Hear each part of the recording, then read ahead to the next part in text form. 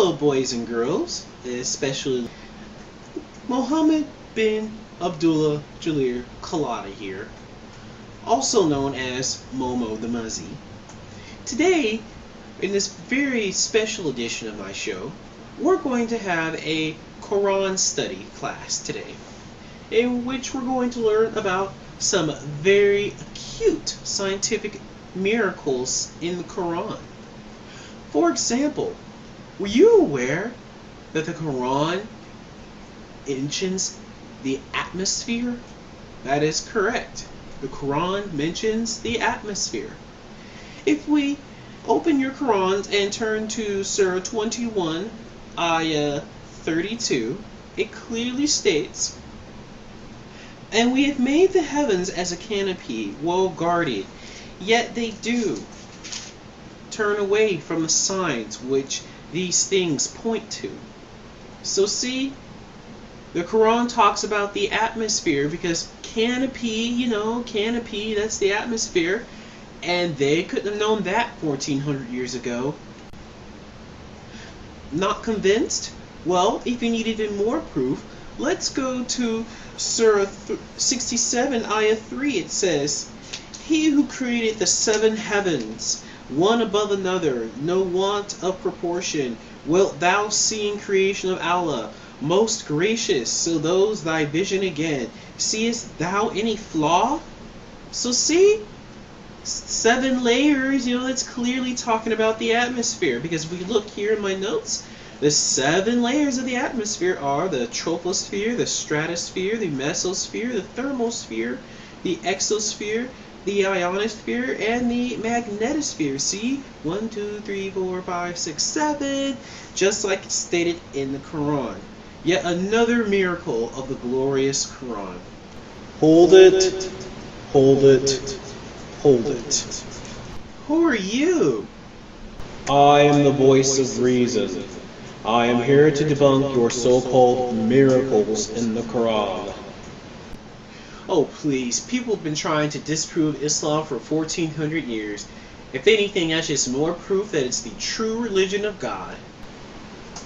Well, Christianity has been around for over 2,000 years.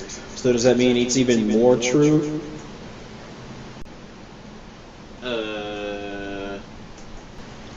So, back to your scientific miracles. The Quran does not talk about the atmosphere. I just showed you the verses, you stupid kafir. Yeah, well, let's go to 67.3, shall we? First off, that's just one translation of that verse. And two, if we look at the tafsirs, which were written by Muslim scholars that live closer to the time of Muhammad, and tell us what the verses actually meant, we get a different story. For example, Tafsir bin Abbas states, "And we have made the sky a roof, for the earth withheld from them, such that it does not fall. It is also said this means it is protected from the Satans by the stars. Yet they, i.e. the people of Mecca, turn away from them. They do not believe nor reflect upon its portents, its sun, the moon, and stars." But that's just one interpretation. True, but if we look at the major tafsirs, not a single one indicates that this verse is talking about the atmosphere, and it's consistent with other verses in the Quran. Oh yeah? Well then how come the Quran talks about 7 layers of the atmosphere? I mean, if we look at 67.3, it states... How important is it to take a verse in context? Very important, duh. Right, so read the verses right after the ones you just mentioned.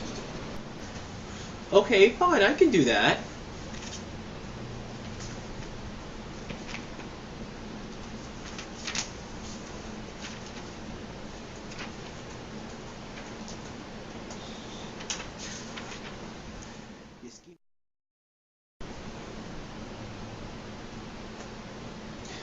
Again, turn thy vision a second time, thy vision, they will come back to thee, dull and discomforted, in a state worn out. And we have from old adorned the lowest heaven with lamps, And we have made such lamps as missiles to drive away the evil ones, and have prepared for them the penalty of the blazing fire. And those who reject their Lord and their cherisher is the penalty of hell, and evil is such destination. And when they are cast, they will hear the terrible drawing in of its breath, even as it blazes forth. So do you still want to assert that this verse is talking about the atmosphere, or is it instead a profound scientific error and demonstrates the superstition that the Quran's author embraced? Yeah, well, you don't know Arabic, and you need to know Arabic in order to understand the Quran. A very common Muslim defense. Let me ask you something. Do you need to know Latin to understand Catholicism? No. Do you need to know German to understand the politics of Hitler? No. So then why does one need to know Arabic to understand a book that is supposed to be written for all humanity? Well, you're just ignorant. Actually, you're the one who's ignorant. I saved the best part for last. If those verses I were talking about the atmosphere are even true, then your God has an accounting problem, since the atmosphere has in fact only 5 layers, not 7. Subhanallah. Uh-oh, SpaghettiOs.